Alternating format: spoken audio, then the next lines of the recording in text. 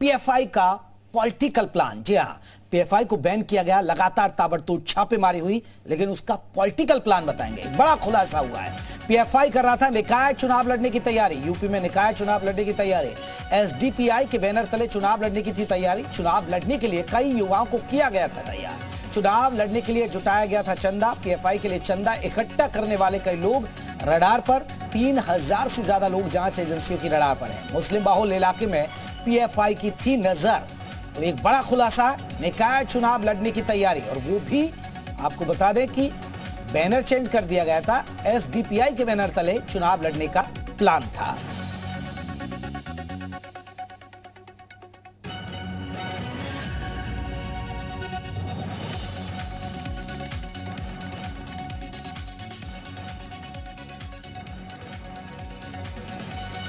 तो बड़ी खबर आपको बता दें, मुस्लिम बाहुल इलाके में पीएफआई की थी नजर।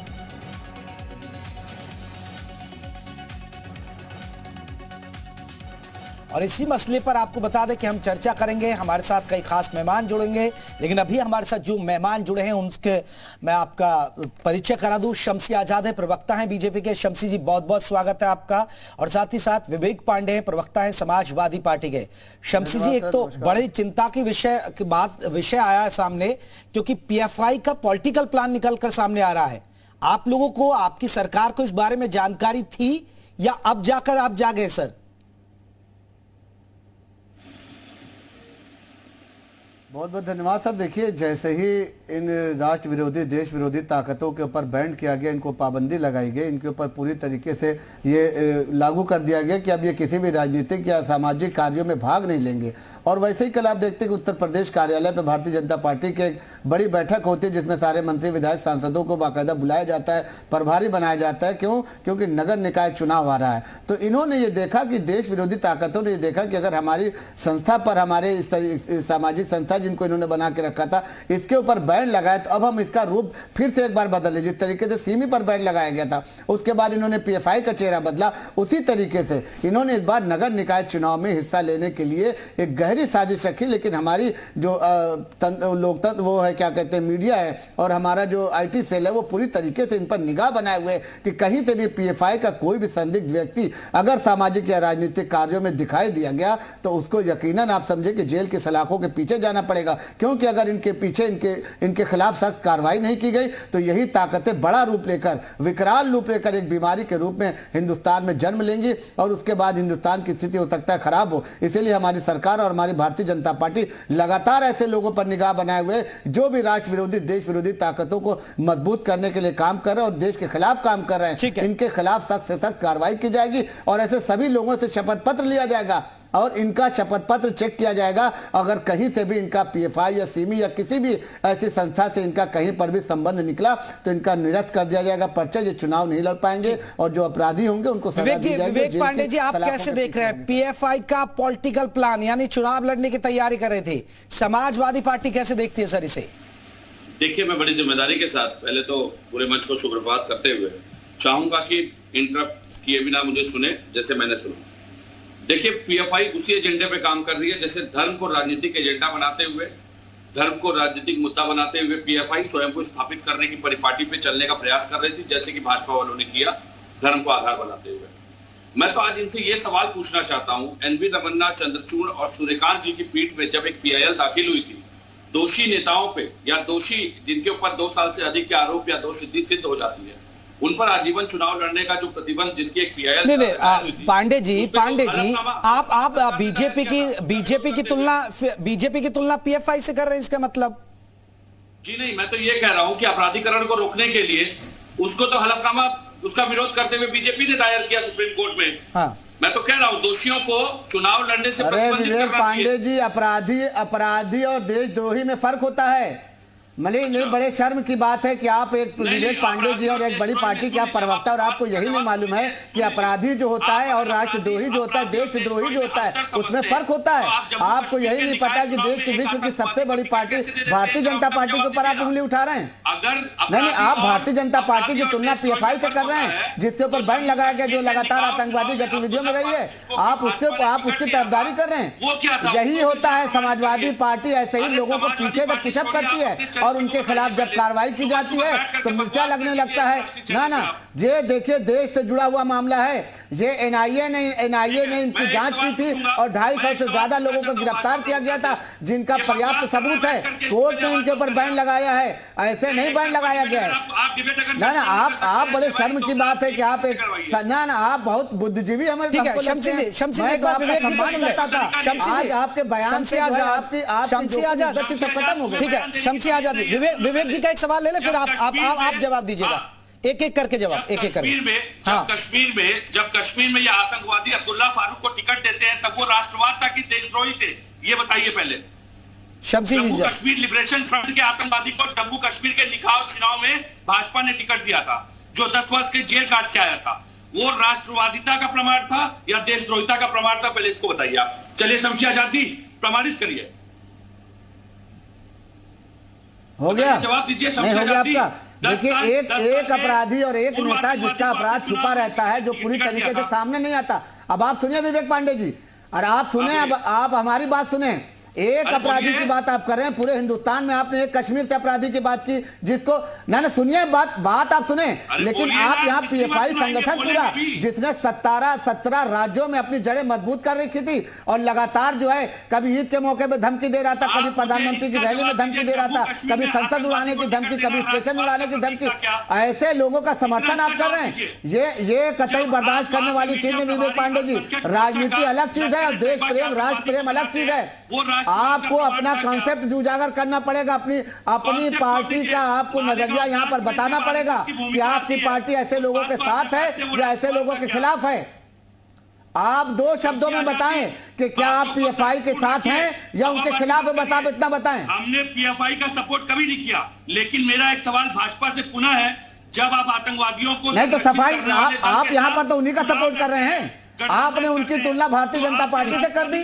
ठीक है विवेक जी, ठीक है। नहीं भारतीय जनता पार्टी से कर दी, आप समर्थन दोबारा आप कह रहे हैं कि हम पीएफआई का समर्थन नहीं कर रहे हैं, लेकिन एक तरफ आप बीजेपी से तुलना भी कर रहे हैं कि जिस तरह बीजेपी धर्म को आधार बना के देश की जनता ने भारतीय जनता पार्टी का चुनाव किया है, उनको दोबारा से केंद्र में उत्तर प्रदेश। हमारे साथ 2 खास मेहमान और जुड़ गए, मैं उनको भी चर्चा में जोड़ लेता हूँ। हाजी हसन है, मुस्लिम स्कॉलर है, वो भी हमारे साथ जुड़ गए, और हमारे साथ मौलाना एजाज अतर है, मुस्लिम धर्मगुरु हैं, वो भी हमारे साथ जुड़ गए हैं। मौलाना एजाज अतर जी, क्या देखते हैं कि पीएफआई पॉलिटिकल प्लान कर रही थी, कहीं ना कहीं निकाय चुनाव लड़ने का प्लान था, ये इसे आप कैसे देखते हैं सर?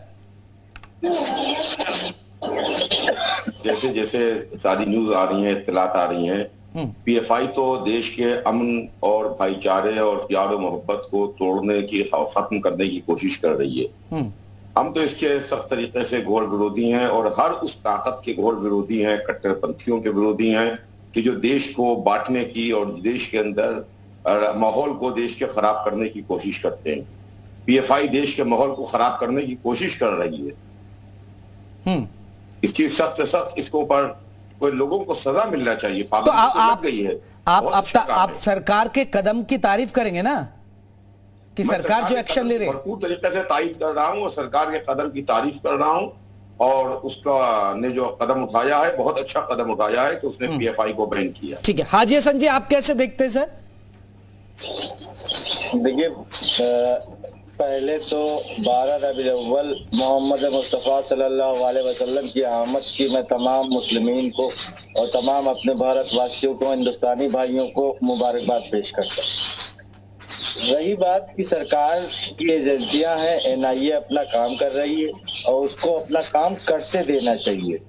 इसमें किसी पॉलिटिकल पार्टी को न कोई श्रेय जाता है, न ही कोई की वो हो जाती है। हाँ, कमजोरी जरूर हो सकती है कि उसकी पकड़ नहीं हो पाई, बहुत टाइम लगा, एक जमाने से इसके ऊपर कहा जा रहा था ऐसा ऐसा ऐसा, और अभी तो एक और बहुत बड़ा खुलासा, ये बड़ी हैरत की बात है कि सबको बताया जा रहा था कि पीएफआई की सारी विंग्स को बैन कर दिया गया और फिर भी वो इलेक्शन लड़ने की तैयारी कर रही थी।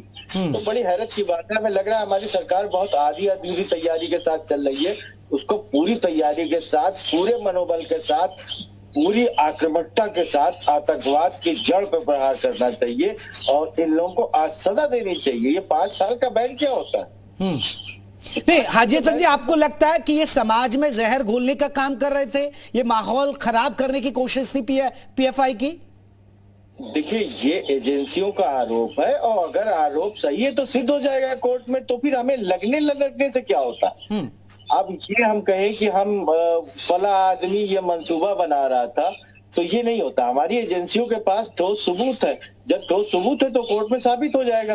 देखिए, भविष्य में आरएसएस के ऊपर बयान लगा, 2 साल तक एक बार बैन लगा, 1.5 साल तक बैन लगा, लेकिन उसके बाद वो दोषमुक्त हो गए और फिर आज वो इतनी बड़ी संस्था काम कर रही है। तो इसके ऊपर नहीं है। अगर एजेंसियों के पास पुख्ता सबूत है तो इनको आजीवन बैन होना चाहिए और बिल्कुल इनके ऊपर कार्रवाई होनी चाहिए, और अगर नहीं है तो ये पॉलिटिकल स्टंट साबित होता है तो ये बहुत अफसोसपूर्ण बात होगी। नहीं तो फिर सर, संघ, आपने संघ का जिक्र कर दिया, संघ पर बैन लगा, संघ से बैंक नटा, तो आप उसे पॉलिटिकल स्टंट नहीं देखेंगे फिर? भाई वो पॉलिटिकल पार्टी नहीं थी, नहीं तो पॉलिटिकल स्टंट ही होगा ना फिर तो, अगर आप ऐसे कह रहे हो। एक तरफ वो उस समय की सरकार कह रही थी, मैंने बार बार देखा कि ठोस सबूत है और इतने सबूत है कि ये तो अब खत्म, मिट जाएगा, ऐसा हो जाएगा, लेकिन आज भी वो है। एजेंसियों से भी गलतियां होती है। ठीक है, विवेक पांडे जी मुस्लिम धर्मगुरु, मुस्लिम स्कॉलर कह रहे हैं कि ठीक है, कड़ी कार्रवाई होनी चाहिए, लेकिन सर आपकी जुबान में किंतु परंतु क्यों आ जाता है? समाजवादी पार्टी का क्या प्रेम है इससे? मेरी जबान में किंतु परंतु नहीं, आप जबरदस्ती अपनी शब्दों को मेरे मुंह में डालने का प्रयास कर रहे हैं। मैंने अभी तक कहीं भी नहीं कहा है कि पीएफआई का हम समर्थन कर रहे हैं या सरकार द्वारा की गई कार्रवाई का विरोध होना चाहिए। मैंने कहा कि मैंने तो बल्कि ये बात पहले ही डिबेट में कही थी, जब पहली बार इस मुद्दे पे बैठे थे, कि आजीवन प्रतिबंध लगाना चाहिए। लेकिन प्रतिबंध लगाएगा कौन? जो खुद राजनीतिक द्वेषपूर्ण भावना से ग्रसित है। आपराधिक पृष्ठभूमि का इतिहास है भाजपा का। आजीवन प्रतिबंध लगाइए ना। केंद्र में तो हलफनामा दिया, केंद्र सरकार तो हलफनामा देती है सुप्रीम कोर्ट में, और जबकि जनप्रतिनिधि अधिनियम में यह प्रावधान है कि जिसके ऊपर 2 साल से अधिक के मामले तय हो जाते हैं उसको 6 वर्ष के लिए रोक लगा देनी चाहिए चुनाव लड़ने पे। इसको आजीवन करिए ना, संशोधित करिए। लेकिन सबसे बड़ी बात है, आतंकवादी कनेक्शन तो भाजपा के उजागर होते हैं, उस पर ये राष्ट्रवादीता की बात कैसे कर सकते हैं भाई बैठ करके? पीएफआई उसी तर्ज पे काम कर रहा है, वो भी धर्म को आधार बना रहा है। बहुत जल्द पूरी हो जाएगी, आजीवन ही बंद होगा। भाई इस देश में पाकिस्तान को पहली बार न्योता किसने दिया? शमसी आजाद जी, वो तो विवेक पांडे जी तो आपको ही आईना दिखा रहे, वो तो आपका ही कनेक्शन ठहराने की कोशिश कर रहे हैं कि आपकी पार्टी के कनेक्शन होते हैं। विवेक पांडे जी, देखिए सुनिए सर, विवेक पांडे जी और उनकी पार्टी ने हमेशा ऐसे मुसलमानों का, अब विवेक पांडे जी सुनिए बात, अब आप जवाब सुनिए। विवेक पांडे जी और उनकी पार्टी की मानसिकता हमेशा यही रही है कि ऐसे मुसलमानों को, ऐसे जो धर्म से भटके हुए, जो समाज से भटके हुए हैं, जो पूरी तरीके से हर तरीके से गलत गतिविधियों में संलिप्त हैं, ऐसे लोगों को टारगेट करके, ऐसे लोगों को मोहरा बनाकर, ऐसे लोगों को भाजपा से डराकर, ऐसे लोगों को हिंदुओं से डराकर उनका वोट लेने की राजनीति हमेशा से समाजवादी पार्टी ने की है। अब इनका चेहरा पूरी तरीके से बेनकाब हो गया है, इसीलिए न ये समर्थन कर पा रहा खुलकर और न ये खुलकर विरोध कर पा रहे ऐसे लोगों का, क्योंकि इनको 2024 का चुनाव दिख रहा है। इनको कभी देश की फिक्र नहीं रही, इनको कभी राष्ट्र की फिक्र नहीं रही, इनको हमेशा सिर्फ और सिर्फ अपना चंद वोटों के लिए, इनकी राजनीति जो होती है चंद वोटों के लिए होती है और उसी पर ही अपनी गंदी राजनीति करते हैं। ये समाजवादी पार्टी जो कभी समाजवादी पार्टी हुआ करती थी, आज अहंकारवादी और आज अखिलेशवादी पार्टी बनकर रह गई है। इसका यही वजह है कि देश में जब राष्ट्रभक्ति बढ़ी है, देश में जब देश प्रेम बढ़ा है, देश में आपने देखा कि अभी तिरंगा यात्रा जब हुई है तो पूरा हिंदुस्तान तिरंगा में हो गया था। लेकिन विवेक पांडे को ये फोटो अपना दिखा दे कि तिरंगा लेकर इन्होंने अपना मार्च किया हो, तिरंगा यात्रा निकाली हो, तो ये सब सारी चीजें बहुत पीछे हो चुकी, जो पीछे की सरकारों में होती थी कि ऐसे अपराधियों को संरक्षण दिया जाता था, उनको विधायक बनाया जाता था, उनको सांसद बनाया जाता था। लेकिन अब देश का कानून पूरी तरीके से संजीदा है, सख्त है, और ऐसे किसी भी अपराधी को, किसी भी संगठन को बढ़ने या फलने फूलने नहीं दिया जाएगा जो देश के खिलाफ राजनीति कर रही हो। जनता के साथ काम करे, जनता के लिए काम करे तो जनता उनको सराखों में बैठा लेगी। नहीं तो जिस तरीके से 2012 के बाद से लगातार हारती आई है समाजवादी पार्टी, इसी तरीके से समाजवादी पार्टी का सफाया हो जाएगा। सरकार से बाहर थे, कहां पे हो भैया? नहीं, विवेक पांडे जी अहमदाबाद ब्लास्ट में 15 साल 20 साल की बात न करिए सर। आप क्यों भूल रहे? आपके भी कनेक्शन सामने आए थे। आपके भी नहीं, अहमदाबाद ब्लास्ट को आप भूल गए क्या? अरे इनका तो इतिहास ही है बिहार के बीच का। भूल गए क्या? इनके नेताओं का तो इतिहास है बिहार के नेताओं का। चंबल की घाटी के रहने वाले हैं इनके सारे नेता। इनके यहाँ तो बायोडाटा बनाया जाता था, जो जितना मर्डर किए, जो जितना बड़ा अपराधी उसको बुलाकर टिकट दिया जाता था। उस पर जवाब नहीं दे ये पा क्या रहे। बात करेंगे? सर, तन से जुदा की आज बात अगर है। माफियाओं और अपराधियों पर कौन कोई था काम हो रहा है, वो? उनके ऊपर कार्रवाई की जा रही है, तो सबसे ज्यादा परेशानी आज भी समाजवादी पार्टी को है और लगातार होती रहेगी, क्योंकि हमेशा इन्होंने अपराध को बढ़ावा दिया है, हमेशा गुंडे माफियाओं का साथ किया है और उसी पर इनकी राजनीति है। आज भी आप देखें कि पूर्वांचल के कई बाहुबली इनके साथ लगातार संपर्क में है। क्यों? क्योंकि अभी भी इन्होंने गोरखपुर का टिकट दिया विनय तिवारी को। हरिशंकर तिवारी के बारे में पूरा प्रदेश जानता है। ठीक है, ठीक है सर, ठीक है। मौलाना एजाज अतर जी, मौलाना एजाज अतर जी, आप अपनी मंशा दायर अब देखिए ये सियासत होती रहेगी। देखिए आप मुस्लिम धर्मगुरु है मौलाना एजाज अतर जी, आपको नहीं लग रहा कि जो इनपुट्स दिए गए गृह मंत्रालय की तरफ से, जो बात पीएफआई को लेकर कही कि पीएफआई कहीं ना कहीं एक माहौल खराब करने की कोशिश कर रही है और ये जहर घोलने की कोशिश कर रही है, इसलिए बैन किया जाना चाहिए, तो ठीक है ना? क्योंकि जिस तरह का माहौल बन रहा था, जिस तरह के आरोप लग रहे थे कि देश का माहौल खराब करने की कोशिश है, तो अच्छी बात है, अच्छी पहल की सरकार ने।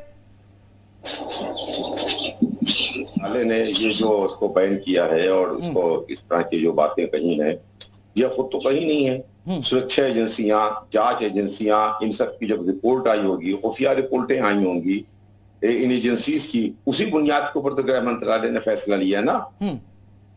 तो गृह मंत्रालय ने खुद से कोई फैसला नहीं लिया है। तमाम पूरे देश की खुफिया एजेंसियों की रिपोर्टें यकीनन होंगी उसके पास।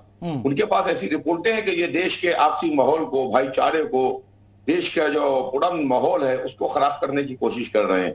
तो गृह मंत्रालय का, भारत सरकार का फैसला बड़ा अच्छा फैसला है और ऐसे ही फैसले जब तक के नहीं लिए जाएंगे तब तक इस तरह की ताकतें देश में पनपती रहेंगी। मौलाना एजाज, आप तो देखिए, आप तो मुस्लिम धर्मगुरु हैं, आप तो बखूबी चीजों को समझते होंगे। क्या कभी इस तरह की चीजें सामने निकल कर आई? क्या आपको लोगों को भी इस तरह की जानकारी होती है कि वाकई में समाज में जहर घोलने के लिए कोई पीएफआई प्लान तैयार कर रहा है? भाई देखिए, प्लान क्या तैयार कर रहे हैं वो तो सीक्रेट एजेंसी ही बता सकती हैं कि क्या प्लान तैयार कर रहे हैं, लेकिन जब वो चीजें लीक होकर के सामने आती हैं तो बड़ी खतरनाक होती है। और जब वो चीजें सामने आती हैं तो वो तो बहुत ज्यादा खतरनाक और भयानक होती हैं कि अगर वो उनको अपने मकसद में कामयाबी मिल जाती और वो अपने मकसद में कामयाब हो जाते तो यकीनन देश को बहुत बड़ा नुकसान पहुंचता।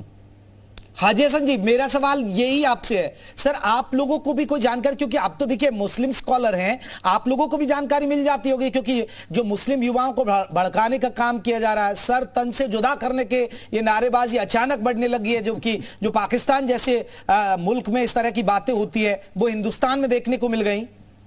देखिए, मैं बड़ी सावगोई से कहूंगा, क्योंकि मैं कोई राजनीतिक पृष्ठभूमि से हूं नहीं कि एक दूसरे पे आरोप प्रत्यारोप लगा के टाइम वेस्ट करके फालतू की पब्लिसिटी हासिल करूं, तो ये तो मेरा वो मंशा है। देखिए, पहली बार पीएफआई का नाम तब सुना था जब ये आया था कि यहाँ से हिंदुस्तान के कुछ लड़के आईएसआईएस में लड़ने के लिए गए हैं और केरल से कोई संस्था है जो उनको प्लेटफॉर्म मुहैया करा दी। दूसरी बार पीएफआई का नाम जो सुना गया तो सीएनआरसी के प्रोटेस्ट में सुना गया कि पीएफआई ने सारी गड़बड़ फैलाई थी, जबकि ये जो ऑर्गेनाइज किया गया था वो समाजवादी पार्टी और तमाम सोशल जो एक्टिविस्ट थे उनकी तरफ से किया गया था और एक भयानक दंगा हुआ।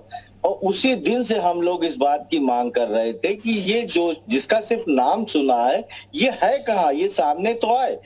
और जब इस पे कार्रवाई हुई तो पता चला कि लखनऊ में, राजधानी में इसने पूरा गढ़ बना रखा था। 2500 ऑफिस खुले हुए थे इसके कुर्सी रोड पे और जगह जगह पे। जब हमारे मीडिया कर्मी पहुंचे वहां पे, आपका भी कैमरा पहुंचा, ZTV का भी, तब ये बातें उजागर हुई है। तो बड़ा अफसोस है कि हमारी एजेंसियां सो रही थी, हमारी सरकार सो रही थी। ये तो ऊपर वाले का करम है, अल्लाह ताला का करम है कि कोई बड़ा हादसा नहीं हुआ। चलिए, मैं आखिरी चर्चा के आखिरी पड़ाव पर एक आखिरी कमेंट विवेक पांडे जी आपसे और फिर एक शमसी आजाद जी से भी मिलूंगा। विवेक जी, अब जो ठीक है, देखिए अगर इस तरह की बातें सामने आती हैं तो कार्रवाई होनी चाहिए। अगर चुनाव लड़ने के लिए कोई संगठन चुनाव लड़ के माहौल खराब करने की कोशिश कर रहा है, सर तन से जुदा करने के अगर माहौल में इस तरह की बातें सामने आती हैं बार बार, तो ये एक अच्छी पहल है सरकार की, इसका वेलकम होना चाहिए। देखिए, आपको बड़ी जिम्मेदारी से याद दिला दूं, पीएफआई का पहली बार नाम 2012 में ओमान चांडी कांग्रेस नेतृत्व वाली सरकार ने उजागर किया था। उसके बाद 10 साल लग गए मौजूदा सरकार को इस पे बैन लगाने के लिए। तो कहीं ना कहीं संस्थाओं पे राजनीतिक दबाव रहता है कार्रवाई ना करने का, तो उसको राजनीतिक दखल पहली बात तो संस्थाओं से हटाना चाहिए। दूसरी बात, मैंने इनसे कश्मीर में पूर्व आतंकवादी को दिए टिकट का मुद्दा पूछा, ये जवाब नहीं दिए। जो सर तन से जुदा की बात आप कर रहे हैं, उदयपुर वाली घटना, वो भी भाजपा का पूर्व कार्यकर्ता था। तो शमशी आजादी किस मुंह से कहेंगे? ये तो केंद्र में सुप्रीम कोर्ट में विरोध करते हैं। ऐसे लोगों को सर, मेरा सवाल ये नहीं है कनेक्शन, मैं आतंकी कनेक्शन पे बात नहीं कर रहा हूं। फिर वही मैं बात करूंगा आपसे, अहमदाबाद ब्लास्ट में किसके आतंकी के पिता की फोटो किसके साथ सामने आई, ये तो आप जानते हैं ना सर। दोष सिद्ध करते और सजा दिलाते, कौन मना? हमने रोका क्या? हमने कहीं न्यायिक प्रक्रिया में बाधक बन रहे हैं क्या? समाजवादी पार्टी ने आपत्ति दर्ज कराई क्या? आप करिए ना। दिक्कत यह है, ये कार्रवाई कहां करते हैं? ये केवल मीडिया में ढोल पीटते हैं बैठ करके इनके प्रवक्ता। ये कार्रवाई क्यों नहीं करते जमीन पे? शमशी जी सिर्फ माहौल तैयार करते हैं, कार्रवाई के नाम पर खाना पूर्ति करते हैं। नई कार्रवाई अगर न की गई होती तो 17 राज्यों में एक साथ जो छापेमारी की गई है और एक हफ्ते में 2 बार छापेमारी की गई है, 250 से ज्यादा जो इनके आका हैं, इनके भाई हैं, इनके दोस्त हैं, इनके पार्टी के कार्यकर्ता हैं, उनको अगर जेल की सलाखों के पीछे किया गया तो क्या इससे बड़ी कार्रवाई हो सकती है? आज इनको छटपटाहट सिर्फ इसी बात की है कि आने वाले चुनाव में जो ये फंडिंग हो रही थी पीएफआई को, ये उसका फायदा उठाते हैं। ये जो फंडिंग होती है पीएफआई को, ये उसका फायदा समाजवादी पार्टी उठाती है। ये जो मुसलमान लड़के बहकते हैं, इनका फायदा समाजवादी पार्टी उठाती है। यही चीजें अब बंद हो गई है, यही चीजें अब समझदार मुसलमान होता जा रहा है। अब मुसलमान जाग चुका है। अब समाजवादी पार्टी से मुसलमानों ने दूरी बना लिया, तो अब समाजवादी पार्टी जो छटपटा रही है कि किस तरीके से सरकार के खिलाफ बयान दिया जाए। जब जालीदार टोपी देखते हो ना आपको तो चाहिए कि सिर्फ 2 शब्दों में आप बात करें कि पीएफआई आप लोगों का बहुत बहुत शुक्रिया। लेकिन एक बड़े पीएफआई के पॉलिटिकल प्लान का खुलासा हुआ, आप सभी हमारे साथ जुड़े और अपने अपनी राय लिखी। लेकिन पीएफआई का पॉलिटिकल प्लान था कि निकाय चुनाव में बाहर से फंडिंग होगी और अपने लोगों को चुनाव में उतारा जाए। तो देखिए, एक बड़ी साजिश का पर्दाफाश हो गया वक्त रहते, नहीं वरना पीएफआई के जो इरादे हैं वो कुछ और हो सकते थे।